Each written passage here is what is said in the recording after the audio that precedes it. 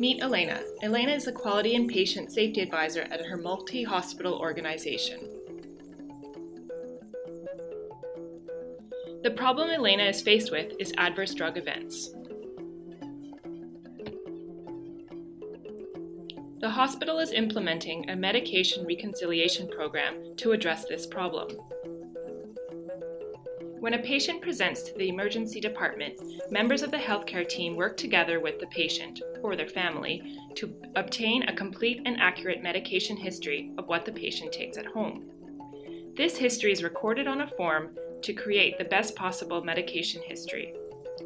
The prescriber then reconciles these medications with those she intends to prescribe for the patient in hospital, deciding whether to continue, discontinue, change, or hold each of the home medications. This form follows a patient throughout their stay, with ongoing reevaluation at all transfers in care, and is used to create an accurate discharge prescription for the patient. The goal is to decrease adverse drug events.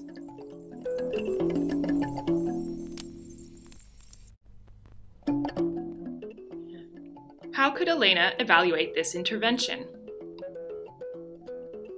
Let's explore traditional evaluation designs. We have three options: experimental, quasi-experimental, and non-experimental. An example of an experimental design is a randomized controlled trial. Let me explain how this could work for your program.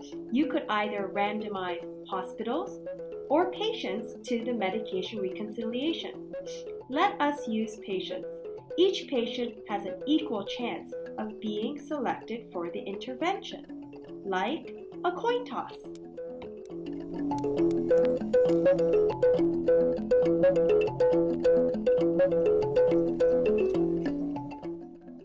The benefit of randomizing patients to the intervention is that both groups, the intervention group and the control group, are balanced on important variables such as age and sex.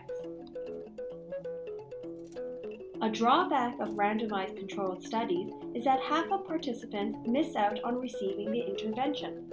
This can be resolved by allowing groups to cross over.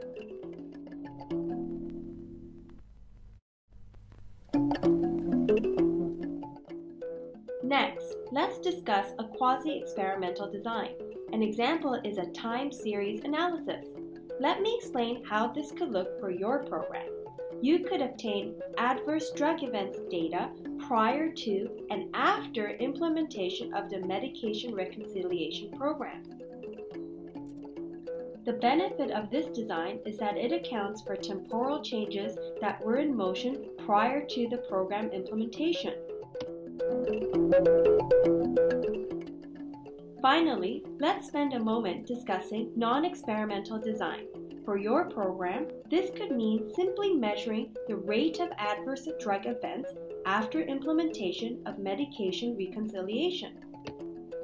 This may be the easiest evaluation to carry out, but there are important threats to validity, like ambiguous temporal precedents.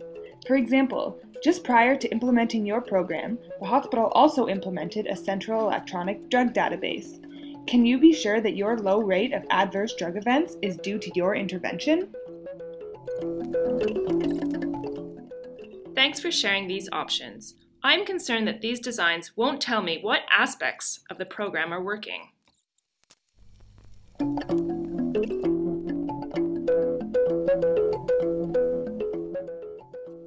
Dude, that sounds all very academic, but why don't you try telling us a story about your program?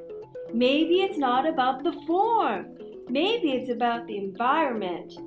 And maybe we need to figure out what is making your program work. We call this the program mechanism. What is it about? Who is involved? How sick are your patients? What is the nurse-patient ratio? How many other forms are we asking doctors to fill out?